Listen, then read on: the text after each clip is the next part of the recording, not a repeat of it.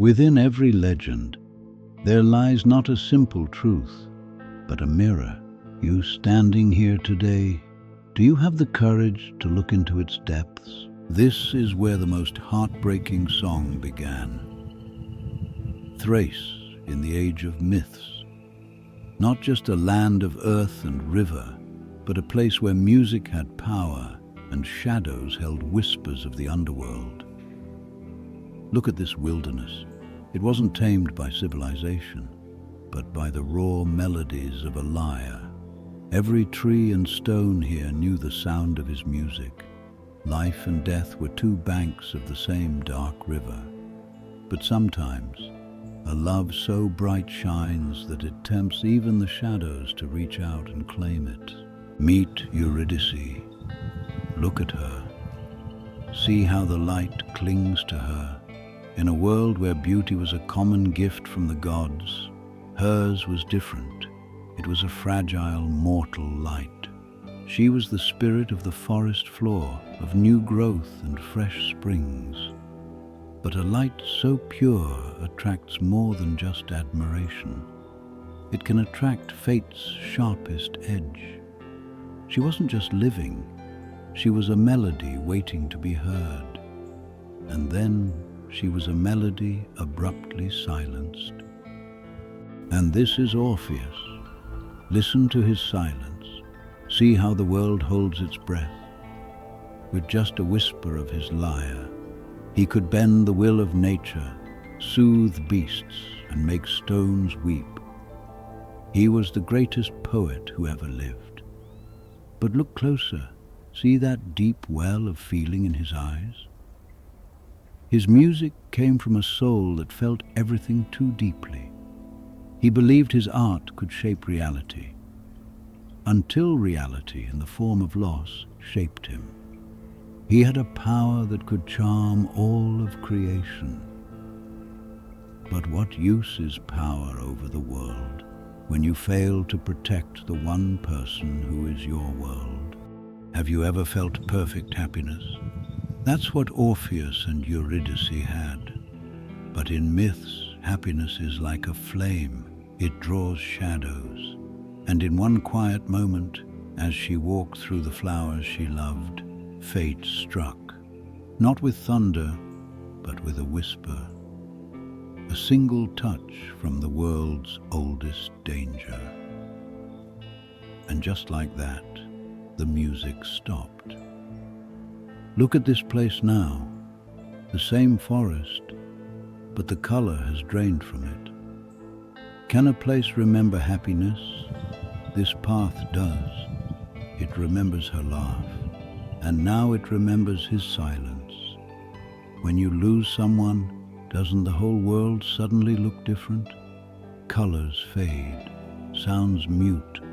For Orpheus, this isn't just a forest anymore.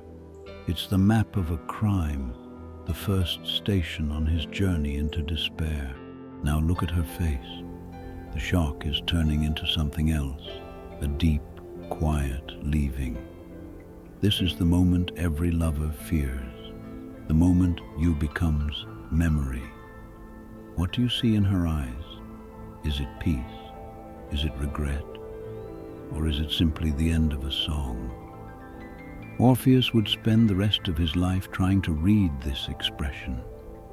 His music had charmed the world. But could it answer the one question that now consumed him? Why? This is the door to a place no living person is meant to see, let alone enter. The rules are simple. You go in, you don't come out. Ever. What would make a person walk towards that? Not courage, not really. It's something more desperate.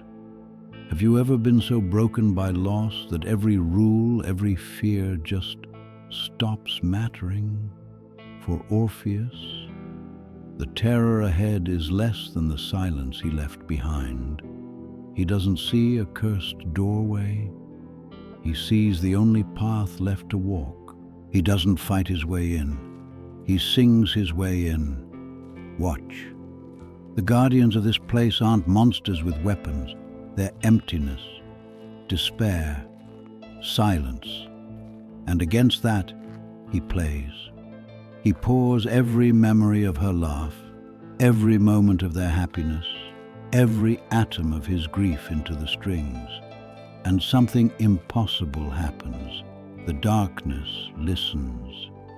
The hopeless are given a moment of peace. Think about your own lowest moment.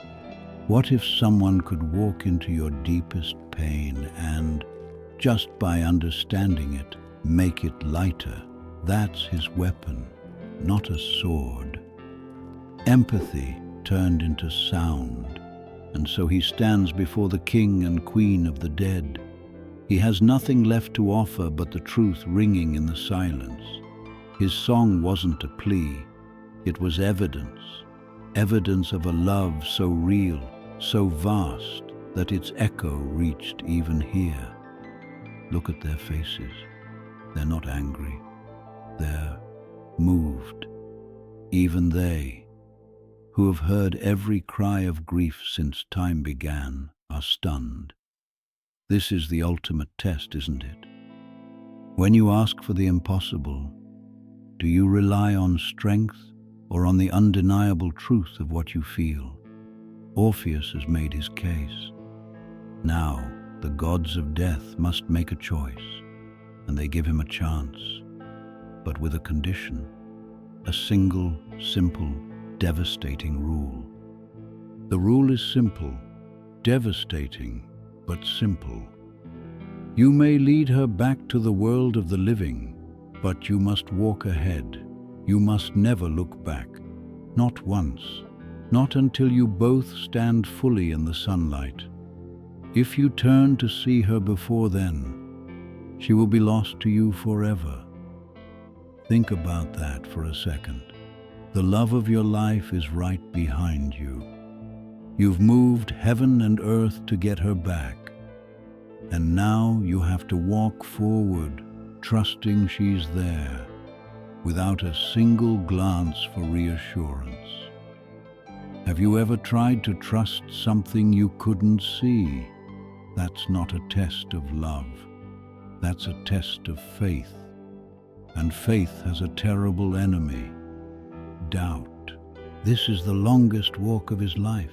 Step by step, he can't hear her, can't feel her breath. The silence behind him is absolute. What's louder, the memory of her laugh, or this crushing silence now? Every instinct screams at him to turn around, just a peek, just to know she's okay. Isn't that what love does? It makes us want to see, to confirm, to hold. And here love is asking him to do the exact opposite. To not see, to not confirm, to trust blindly. With every step the question grows, is she really there? Or is this all a cruel trick of the gods? Have you ever been so close to something you wanted that the fear of losing it became more terrifying than never having it at all? And then he sees it, the sunlight, real, warm, living sunlight. They're almost there, they've made it. But that's the moment doubt wins. In that flood of hope, a terrifying thought drowns everything else. What if she didn't make the whole journey? What if I've been alone this entire time? It's not a choice anymore.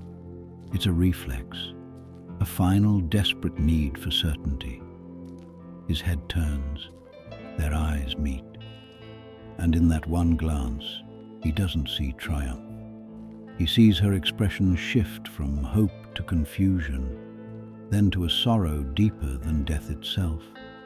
He didn't just look back, he reached for proof, and in reaching, he let her go. What breaks your heart more? The mistake itself, or the love that was so big it caused the mistake? There's a moment between the mistake and the consequence. A fraction of a second where you still think you can fix it. Watch Orpheus's face. That's the moment he realizes he can't. She's not being taken by monsters. She's vanishing because of his own doubt. Look at her face. She forgives him, and somehow that makes it infinitely worse. Have you ever made a mistake that hurt someone you love? The kind where their forgiveness feels like a heavier punishment than their anger. He reached for certainty, and in doing so guaranteed the one thing he feared most, her absence, forever.